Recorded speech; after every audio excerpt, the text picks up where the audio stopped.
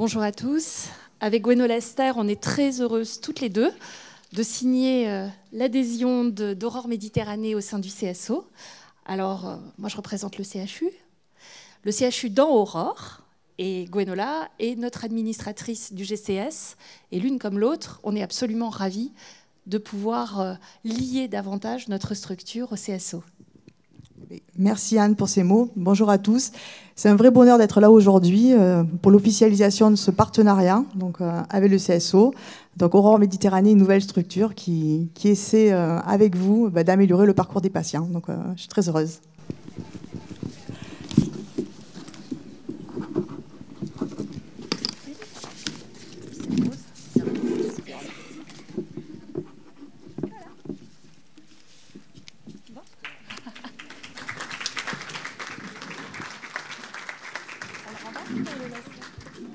Voilà, bonjour à tous. Merci de votre présence. Donc, Antoine Avignon, je suis l'un des 4 co-responsables du centre spécialisé obésité, aux côtés de Claire Jandel, docteur Claire Jandel pour la pédiatrie, du professeur David Noka, que tout le monde connaît pour la chirurgie, et du professeur Renard sur l'endocrinologie, et moi-même plutôt sur le côté nutritionnel. Donc, c'est notre 10e journée territoriale de l'obésité. Donc, on a trouvé qu'il était sympathique de faire ça au sein de l'hôtel de ville de Montpellier, qu'on remercie donc de nous avoir accueillis.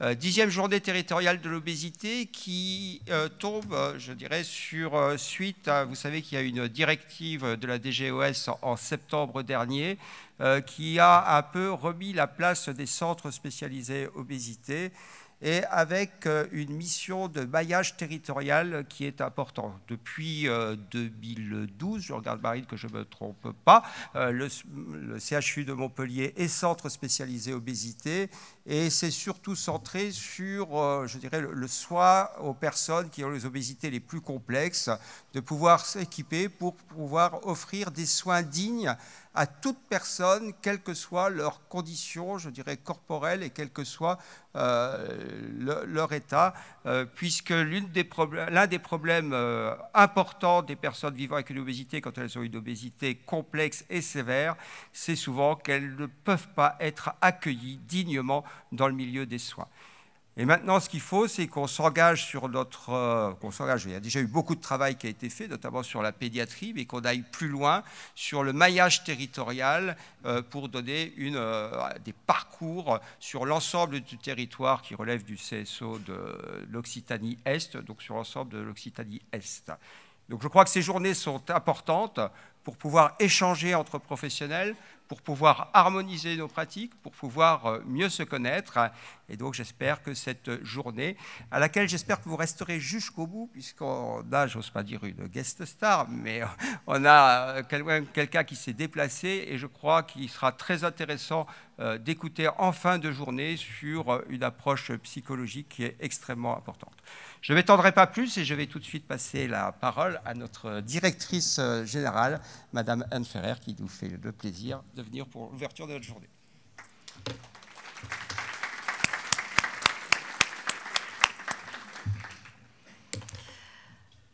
Mesdames et messieurs les professeurs, docteurs, chers collègues, mesdames, messieurs, bienvenue aux plus de 300 participants de santé professionnels qui font chaque année de cette manifestation un succès.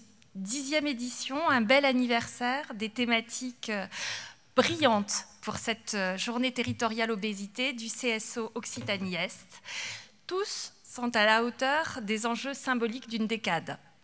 L'obésité le mérite. L'obésité est un défi mondial qui requiert une approche pluridisciplinaire de soins, des structures d'expertise, des CSO, qui maillent notre territoire, de l'éducation thérapeutique, un lien ville-hôpital coordonné en amont comme en aval, et surtout des partenariats robustes qui transcendent les clivages et permettent des parcours patients sans rupture entre le MCO, le MCR, le social, le médico-social.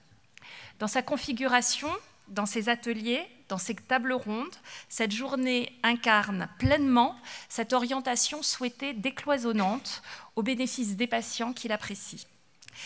J'ai le plaisir de saluer les équipes du FU, cher professeur Antoine Avignon, professeur Renard, professeur Noka, docteur Jandel, qui modèrent ou animeront cette matinée, bien entendu les représentants de la FHP, à qui j'adresse tous mes remerciements, parce que les structures privées qui participent activement à cette journée au gré de nos partenariats sont les bienvenues. Je suis heureuse de retrouver Pierre-Yves de Kerimel. Avec Gwenno Lester, on se dit que notre SMR dans notre Occitanie est un SMR expert, et c'est positif pour nos patients comme pour nos structures d'expertise et de recours, d'amont. Un clin d'œil amical à tous les deux.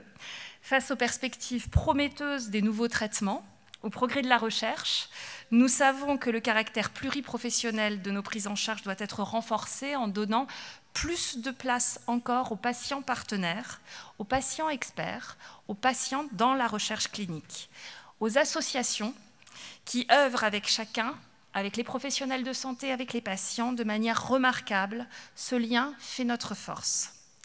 Parce que ces journées depuis 10 ans permettent d'échanger, d'apprendre, de croiser les regards, de lier patients, professionnels, soignants, elles font mouche. Alors bonne découverte, bonne journée à tous, bravo au comité d'organisation, bravo au CSO qui les anime et qui a proposé ces thématiques passionnantes et des orateurs qui ne le sont pas moins, en route pour les 10 prochaines années.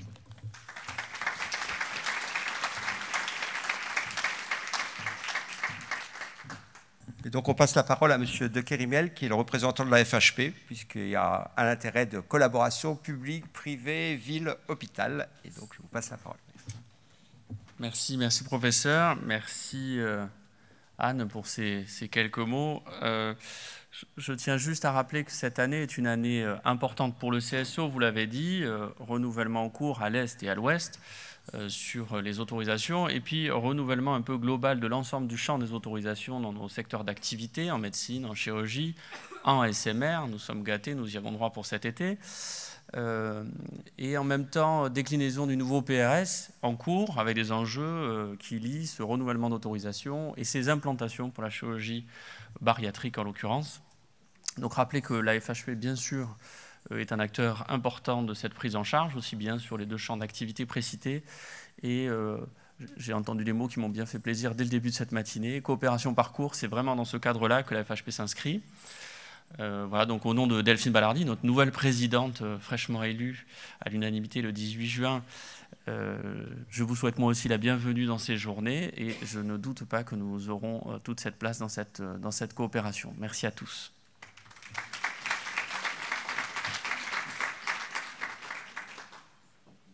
Et Madame Brimandon, qui représente donc Monsieur le maire et qui nous accueille ici. Merci, cher professeur. En effet, je représente Mickaël Delafosse, le maire de Montpellier et président de la métropole, qui m'a donné mission de vous accueillir au mieux et en insistant sur le fait qu'il était impératif d'accueillir ces travaux dans la maison commune, l'hôtel de ville de Montpellier. Déjà, chère Anne, pour montrer aussi à quel point Monsieur le maire est attaché au CHU, mais pas que. Ça a été dit, ce lien ville-hôpital, ce lien public-privé, ce que nous défendons au quotidien au sein de la délégation santé. Je veux saluer d'ailleurs 2 de ses représentants, Olivier Dufour et Ambaria, qui aujourd'hui, et c'est sa dernière journée, qui a travaillé autour des sujets de l'activité physique adaptée, qui nous ont énormément occupés cette année. Alors je pense qu'il y a peut-être Madame Bismuth qui est présente et on sait qu'on a, voilà, bonjour Madame Bismuth, qu'on a des progrès à faire sur l'activité physique adaptée et notamment sur comment on améliore l'accueil des personnes concernées par l'obésité au sein de nos structures municipales, les piscines par exemple, en réservant des créneaux ou en tout cas en ayant cet accueil, j'allais dire participatif, c'est-à-dire comment on construit, là aussi j'entendais le terme de parcours, mais comment on construit des parcours gagnant-gagnant entre associations et entre notre municipalité qui a un devoir d'accueillir tous ces représentants, qu'ils soient associatifs ou personnes concernées.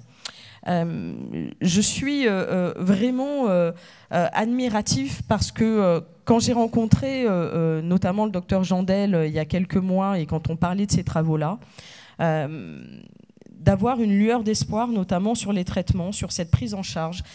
On a parlé aussi de déstigmatisation et comment justement une ville inclusive, une ville forte peut s'occuper aussi d'être inclusif auprès des professionnels de santé, mais aussi au niveau des personnes concernées par la situation d'obésité. Au sein du contrat local de santé, nous travaillons multiples sujets, mais en tout cas, c'est pris en charge, cette situation, on est à vos côtés pour signer là. Ce contrat est signé avec l'Agence régionale de santé. Il y a une période complexe qui fait qu'il y a une réserve électorale, à part le directeur régional de l'ARS, Didier Jaffre, qui, je suis sûre, aurait été ravi d'être à nos côtés pour ouvrir ces travaux. D'ailleurs, moi, je vais aussi devoir partir parce que le contexte étant ce qu'il est, les agendas sont bien occupés.